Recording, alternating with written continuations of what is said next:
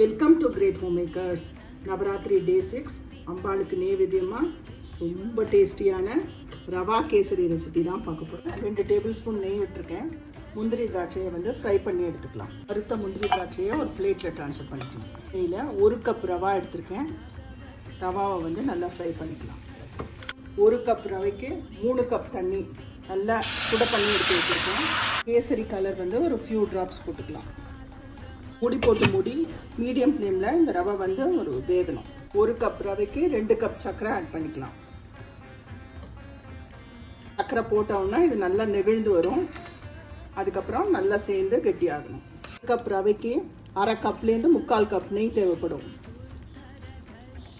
பொடிச்ச ஏலக்காய் பவுடர், வறுத்த முந்திரி திராட்சையை ஆட் பண்ணிக்கலாம். நல்லா கெட்டியாயாச்சு. நம்மளோட டேஸ்டியான ரவா கேசரி ரெடி.